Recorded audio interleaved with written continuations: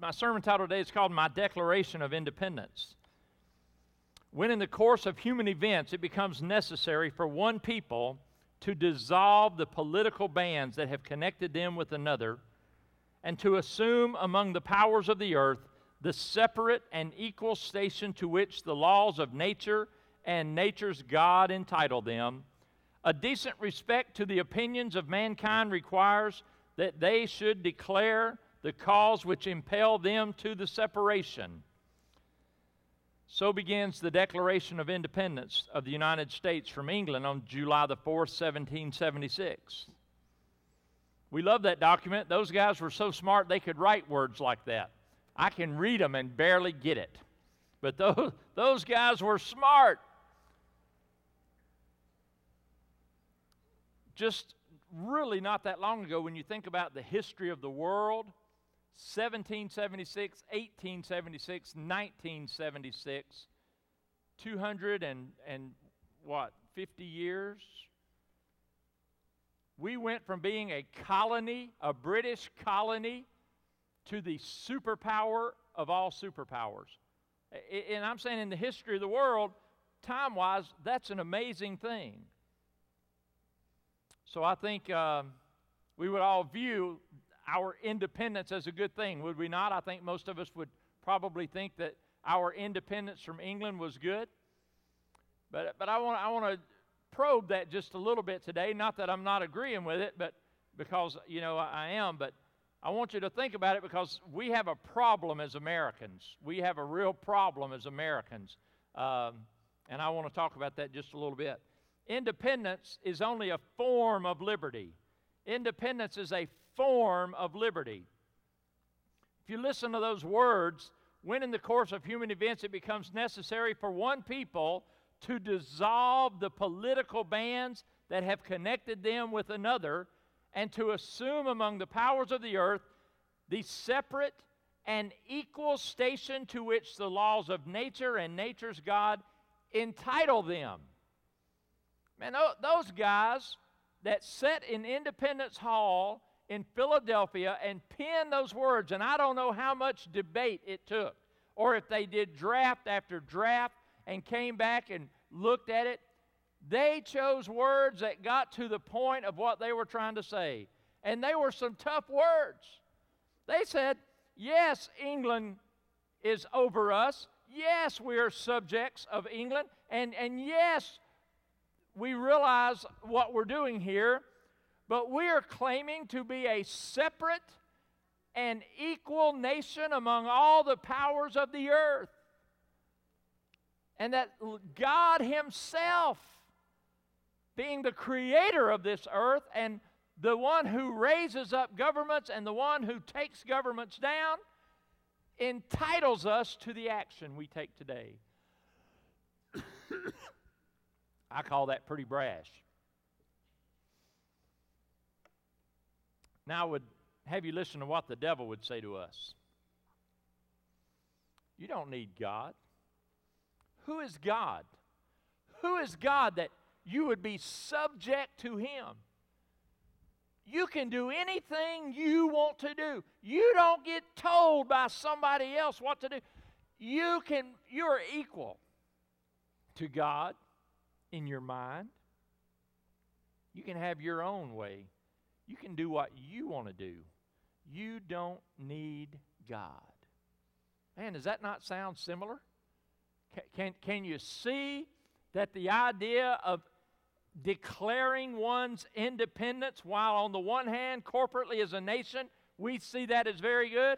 On the other hand, declaring that individually, I perceive as being not so good. In fact, I will tell you that at the core of the word independence is not liberty or freedom, but it is rebellion.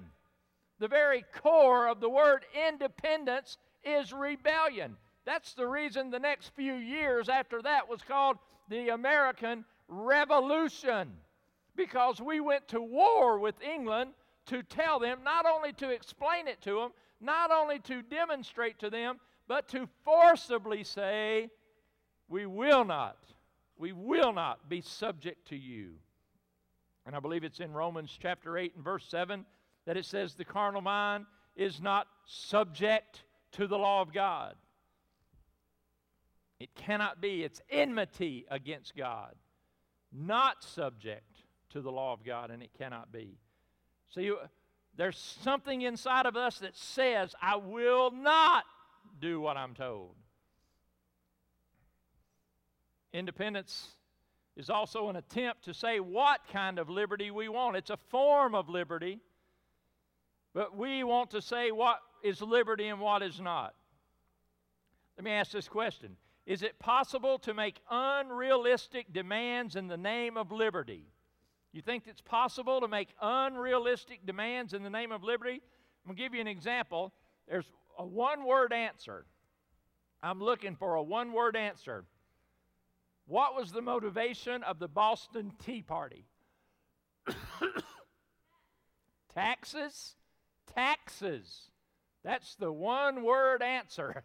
The motivation for the Boston Tea Party was taxes. There were flags that were flown during the time of the Revolution. One of them's a state flag of one of those northern states. It's either Vermont or New Hampshire, I think. It's a snake coiled up, and it says, "Don't tread on me." And another one was a flag that was flown in that time, and it said, "No taxation without representation." You can't come over here and charge us taxes. Now, based on that, how many of you would think that the United States probably wouldn't have taxes because of our how upset we were with England that we just do away with taxes? How many of you pay taxes? Those of you whose hands aren't up either are ignorant of what your life is really about. If you go to the store, used to in the olden days, you didn't need a penny till you hit a quarter. Y'all remember that? Sales tax? Because it was 4%. You didn't pay the first penny till you hit a quarter. Lots of stuff was a quarter or less. Nowadays, you go to the store and buy anything. In fact, I think they start ringing the tax meter when you walk through the door at some places. So what's the deal? What am I saying? We exchanged one oppressor for another.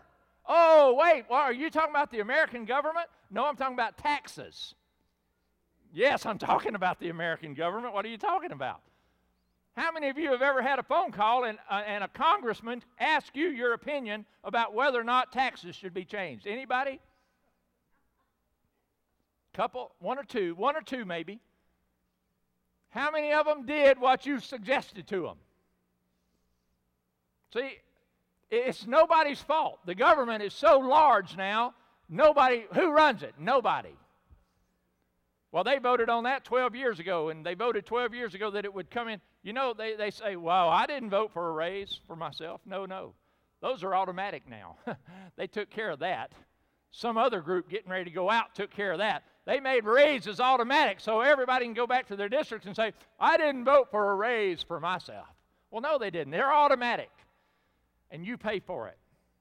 See, we said we don't want to pay taxes to England, but we pay taxes to us. And somehow, that's somehow better. You see how independent we are? We are independent, are we not? Yes, from England, but that's all.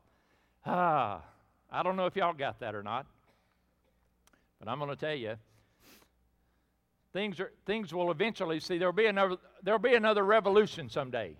If all things stay the same, there will either be a revival or a revolution, one of the two, because it's not going to get any better without one of those two happening. You see, independence is an attempt to place demands because of what I want. The spiritual applications there are so crazy. We pay taxes. We decide what taxes we pay. We decide how much they are. We decide. Yeah, some of you probably think you live in a democracy, don't you? How many of you think you live in a democracy? Just out of curiosity. Anybody? Anybody in here think you live in a democracy? I mean, it sounds really good, but we do not have a democracy in this country, if you didn't know that. We have a republic. You live in a republic, in a democracy, and there was a movie about this, and I tried to remember the name of it, but I'm too young to remember the name of this movie about old people.